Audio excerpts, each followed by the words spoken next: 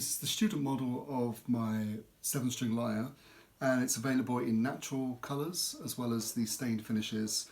The two options are spruce or cedar soundboards on these instruments, and the back is usually made of either maple or tulip poplar wood. It makes for a very light and resonant instrument. The whole instrument is just barely over about 620 millimetres, about just over 2 feet. And the scale length is identical to the Viking lyre, and the string spacing is also taken from the Viking lyre.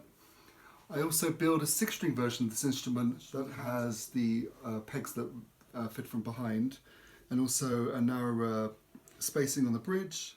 These student lyres are available to order from next year.